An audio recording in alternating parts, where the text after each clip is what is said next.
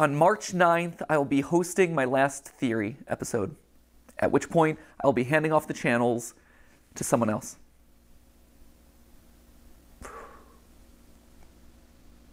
There it is. That's it. Send tweet. We're all done here. That's all you need to know, right? Oh, wow. Forgive me, by the way, if I'm a little bit more disorganized than usual. Normally, I would want to script out something like this pretty precisely. But with an announcement like this, I wanted to bring it back to just us. There's no one else in the room. There's no teleprompters. There's no nothing. It's just the way that this whole thing started. It's a conversation between us. And sorry that I keep getting emotional about this. I'll try not to, but it's a big deal. You know, like, if you think about it, this channel is Steph and my first child, really. Before we had Ollie, before we had Skip, Catbat, like, it was this. This was our baby. This channel has been going for 13 years. I think in total it's somewhere around like 1,200 theories. And only half of those are FNAF. Shocking. I know, we actually did stuff that wasn't FNAF related. But this has been a literal third of my life. And I'm gonna miss you. I'm gonna miss this. I value what we have here. I value this conversation, this openness, this relationship that we share. And I'm sad that I won't be able to see you every week. Which then I guess prompts the question of like, why? Why am I doing this now? Why am I making this announcement today? Why am I walking away from the channels? Well, to be honest, it was Tom Scott. You can blame Tom Scott. Tom just did his farewell video and I'm like, well, he was able to do it. I want to be able to fly away in a helicopter. Obviously, that's not it. But really, my reasons for making this announcement today is probably largely the same as Tom's reasons, or Seth Everman's, or Captain Sparkles, or Papa Meats, or Stampy Longheads. Like, there's a lot of these videos that are coming out these days, and there's going to be a lot more happening throughout this year. Steph and I have known this video would be coming for the last 3 years. We weren't sure it was necessarily going to be today.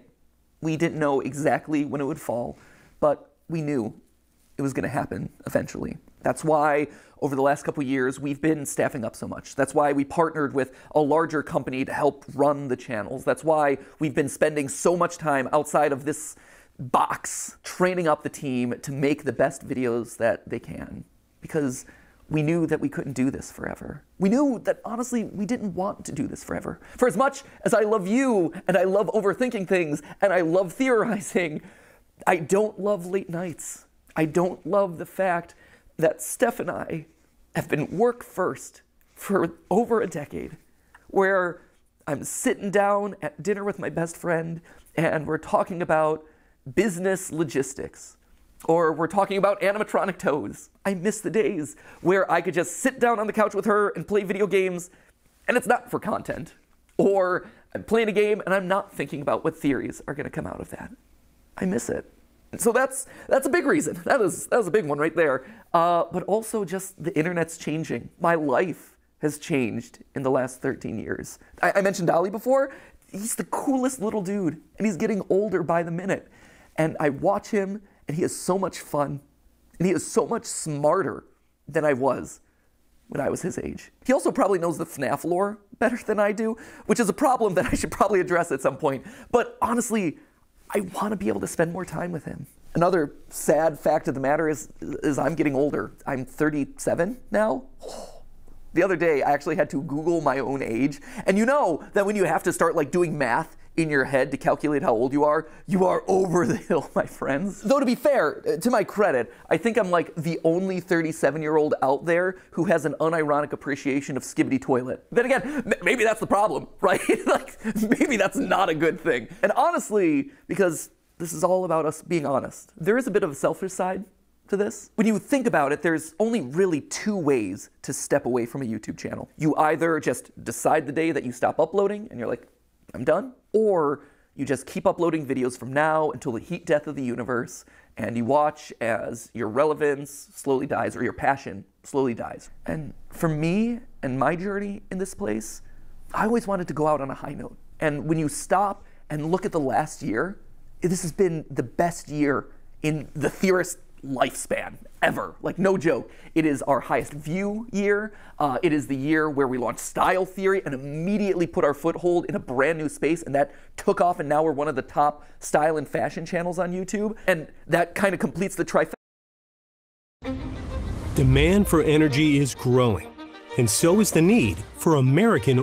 And that kind of completes the trifecta of, hey, we now have a top channel in 4 different verticals that are completely different, and no other YouTuber really has ever been able to do it to that scale. That's amazing. This is also the year where I was able to meet you guys at our Broadway show. I was able to play at the PGA and show that, hey, YouTubers aren't particularly good at golf, but they can make your event relevant for like a couple of minutes. It was also the year that I got to host the Streamy Awards, and it wasn't cringe. I mean, to be fair, the Streamy Awards are always a little bit cringe, but it was the right amount of cringe. When I pull up videos of all my favorite creators, and I watch them, and all of a sudden I start hearing people just casually dropping, "That's just a theory." It's just a theory, a game theory. Now, this is just a theory, people. At the end of the day, it's just a game theory. That's just a theory. A Freebirds theory. Also a lot of lore, so if you're a big theory head, proceed at your own risk. I did not know about this theory. That's a theory. That right there, that is incredible. That's the note that I want to leave on. And that's how you just know it's the right time. All of those reasons coming together, saying, hey, this is the moment. And that's hard to say, because change is scary. Change is hard. But sometimes the right decision isn't the easy decision. The easy decision would just be to carry on doing this and do FNAF Part 332. But that wouldn't be the right decision. I think the best way to explain it is with a video game analogy. Feels appropriate, right? Whoa, it's game theory, ha! Did it. Check the game part of it off. But the way I like to think about it is Earthbound. I think I've made it pretty clear over the years that that is, without question, my favorite game of all time. Sans Nest, all that, you're all familiar with that. But what you might not be familiar with at this point is how the game ends. At the end of Earthbound, after you save the world, everything opens up to you. You can revisit every single location that you've been to. You can talk to every NPC that you met on your journey. And it's this incredible moment as a gamer. You see just how many lives have been impacted thanks to your journey. And then after spending as much time as you want talking to all those people, you end up back home. You go back to where it all began, where you were just a kid waking up in bed and starting your adventure. And even though your mom's there and your dog's there and your weird telephone dad's there, it feels different somehow. Like, sure, this is still a place of love and acceptance and comfort and security, but you just don't quite fit anymore. Because you just traveled the world. You made all these new friends. You are different. You grew up. And your relationship to this place grows up. It evolves. In case you couldn't tell, I'm Ness, which I guess would also mean that I'm also Sans. But I was also Ness in the FNAF movie, which just opens up all sorts of weird canon. Slap a thumbnail on that one. So anyway, there you have it. That is why I'm leaving. I hope you can understand. But that obviously begs the question of, like, what happens to the channels? Well, for the next 10 weeks, we're gonna have ourselves a big old going away party. If Unus Annus taught us anything, it taught us that you probably shouldn't use urine for a personal sauna. But if Unus Annus taught us 2 things, one was to not soak in your own urine, but 2 was to appreciate the time that you have left. So that's why over the next 10 weeks, we're gonna have a bunch of theories that are gonna be a lot of fun, revisiting old favorites, getting some closure on things. We're gonna see some familiar faces, a lot of awesome stuff. Although to be fair, I think it's 9 weeks, and I think we counted this one as week 1. That was stupid of us. That, my friends, is how you wind up getting Wario being 10 feet tall. Mathematical rigor.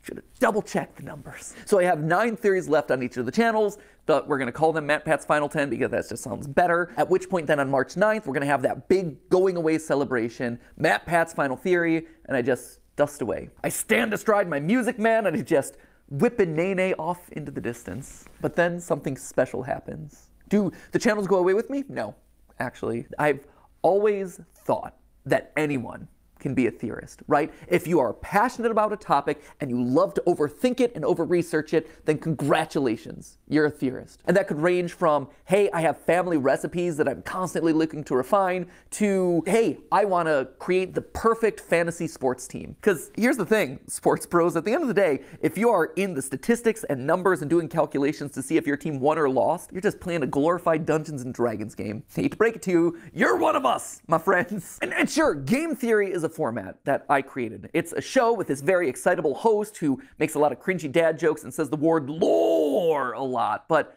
at the end of the day, it's more than just the host. It is a show. It is a format. And in a broader sense, it is a state of mind. It's a way of thinking and approaching the world around you. It's more than just the host. And when you think about it, not a lot of YouTube channels function that way. We're special in that regard. Like, you're not going to be able to get another Markiplier stepping into the Markiplier channel. And you're never going to be able to recreate Jenna Marbles.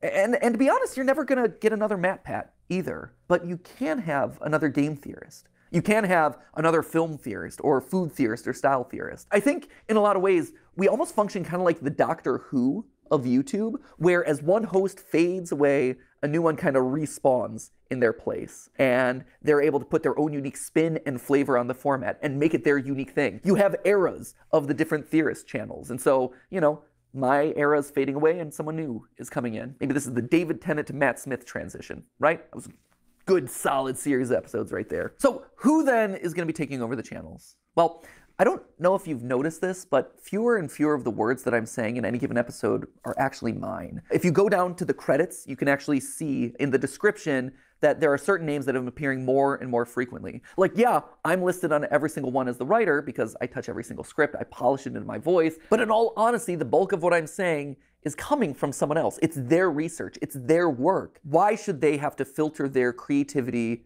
through my voice? I've always envisioned these channels as a place where we could spotlight all sorts of creators. I mean, it even goes back to the original URL of this channel, right? It isn't game theory, it was always the game theorists, because this was a place where you could find a lot of like-minded creators, all with a passion for gaming and education. That's why we had the partner shows like Gaijin Goomba with Culture Shock, or Drake with Smash History, or Ryder with A Brief History, or Austin with The Science, and Lee with The Breakdown. They were all here because we all had a similar goal: to educate people through the lens of gaming. And then YouTube pivoted and then made it so that way doing a channel in that style doesn't really work anymore. But we still try to keep that ethos alive by making sure that we're regularly covering small indie projects. Stuff like OnlyCans, like Mandela Catalog, like OWO.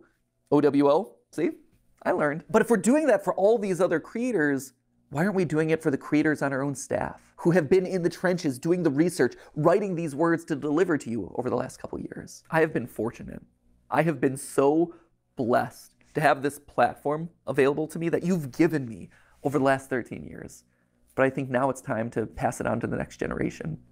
It's time to give someone else a shot. But I realize that I'm getting off track here. So back to the question, who's taking over? First off, it's not going to one person, but rather 4. I would not wish my schedule on anyone. Like, sure, I'm willing to not sleep for the last 13 years of my life, but I feel like as old man YouTube passing this along to the next generation, I should probably do my best to try and make it more sustainable for them. It's also going to people that you're already familiar with. You've seen them showing up in shorts. You've seen them here on the couch with me for GT Live.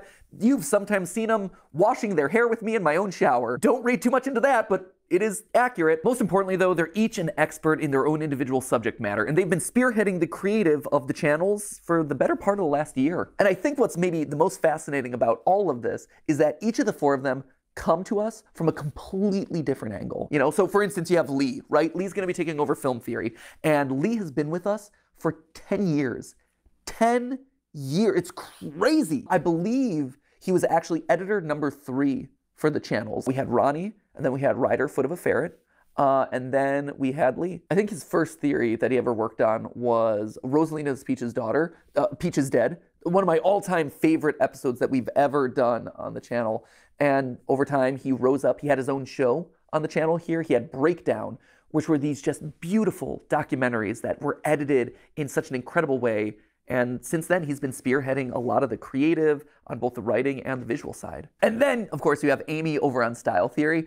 And Amy is actually a very different case here. When she first approached us, I think it was 6 years ago, she didn't know about the channels. All she knew was that she wanted to learn everything that she could about digital video, and that Theorist was kind of the place that you went to learn that stuff. Like, we were the best when it comes to analytics and optimization and programming and things like that. She got in and she just devoured everything that we threw at her. So much so that she eventually got to the point where she was so good that she was consulting the largest mobile game company in the world based off of the stuff that we were working on here in studio. It's incredible. And all of that while being responsible for packaging somewhere around like 500 episodes across all the channels. And then she helped me and Steph brainstorm Style Theory for 2 years before the channel eventually launched, hoping that maybe one day she would be able to rise into the hosting role for it. And now here it is. And then, of course, you have Santi and Tom. Santi over on Food Theory and Tom over here on Game Theory. And interestingly enough, they both grew up watching Game Theory. We were their childhood show, which, to be fair, just shows how old we are. Santi would eventually go work at Mythical with Rhett and Link before coming here, where he is bravely spearheading Food Theory and letting me mercilessly make fun of all of his recipes.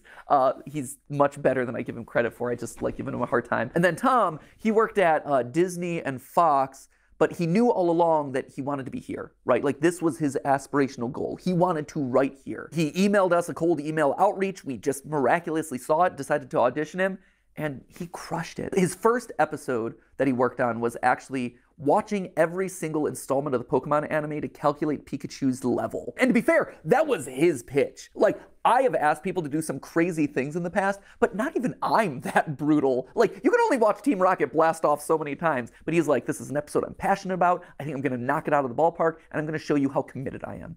And he has been so committed ever since. So committed, in fact, that I told him, hey, if you're joining the channels, you do realize that you're gonna have to read every single FNAF book. And he's like, boom, he did it. And we're up here going crazy in the FNAF attic. But not only did he read every FNAF novel, he also read every single Hello Neighbor book. Yeah, he went that far. Currently, he's working his way through Bendy because the new movie's coming up. If nothing else, I think that really proves his level of commitment and also his appropriate level of insanity. He's a bit off the cuff at times. Like, I don't know if you saw on a recent GT Live, but Tom was here on the couch with me, and he actually denied that the moon existed, which was a choice. Main character from the chat says, that sounds like somebody who doesn't have a flag on the moon. I mean, that's if you believe it's even there. The moon? I don't think he actually believes that, but if he does, we're going to get some weird Majora's Mask theories, let me tell you. When I go out at this point, I am recognized at least 5 times. It's crazy. It's a really high number at this point. And it's a fascinating split because 50% of the time it's like, oh my gosh, you're MatPat. You were my childhood. I loved watching your FNAF theories. And I'm always like, well, you know, the FNAF's still going. And they're like, what? No way. And we talk about the new game and it's always really fun. But the other half is, oh my gosh, you're MatPat. You are my childhood. I'm watching you right now. I loved your most recent theory. That's awesome. That's such an honor. I have been so honored to be a part of all of your lives. But I think it's time for someone else to have that honor.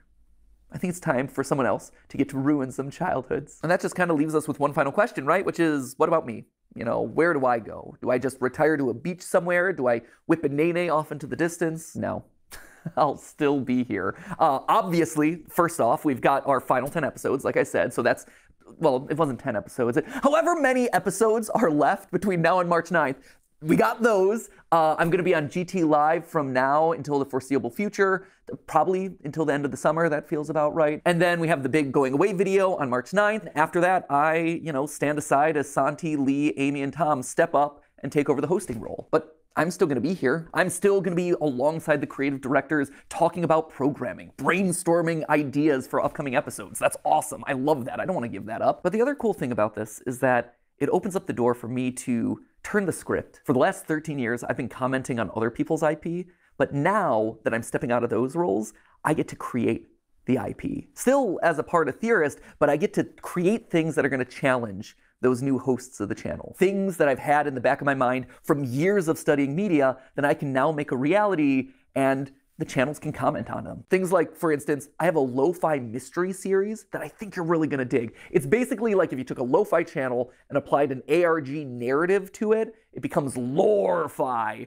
I am so stoked about this. The music is sounding really good. The animations are coming together really well. That's going to be launching in a couple weeks. We'll see if Lee over on Film Theory is going to be able to solve it. In April, I'm actually going to be coming back onto Style Theory to host a giant fashion show that we're doing there. We all collectively had this thought of like, hey, online brands, online influencers are coming up with their own apparel lines. Why is there no place to showcase that sort of stuff? And then it hit us like, hey, we have a style and fashion channel. Why aren't we doing it ourselves? Creators in Fashion by Style Theory, that is coming to you in April, hosted by me. Some of the time that I'm not hosting the channels, I'm going to be practicing my runway walk. Because let me tell you, if I'm sashaying down the runway, if I'm stomping the runway, it's not going to be pretty right now. So I need to practice that a little bit. There's also this animation show that we did a pilot for in like the middle of last year. It's basically like if you took Gravity Falls but aged it up and made it about adulting. It's really, really solid. And also there's this video game idea that I want to do for like so long that I've never had the opportunity to really like dive into and make reality. But now it's my chance to step into the role of Scott Cawthon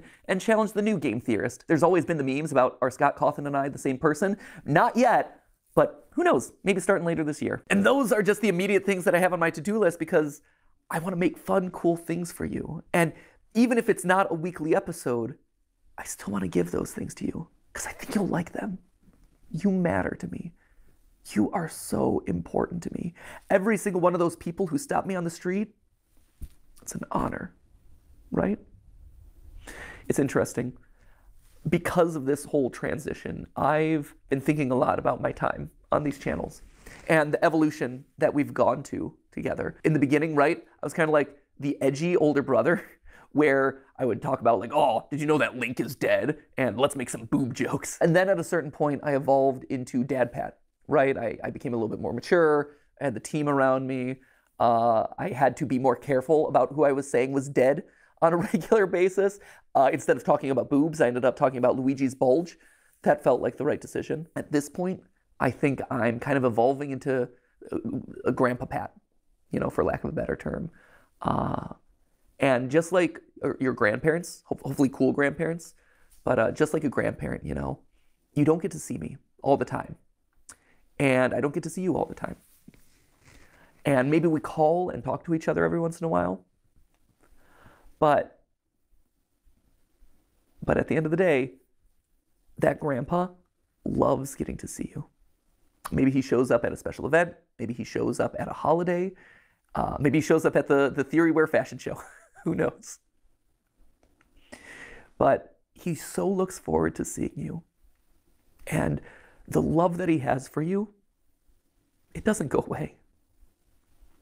That grandpa is so proud of you. And he cherishes the relationship that you've had so much. And he is so honored to be a part of your life, to have been a part of helping you grow and helping you experience the world.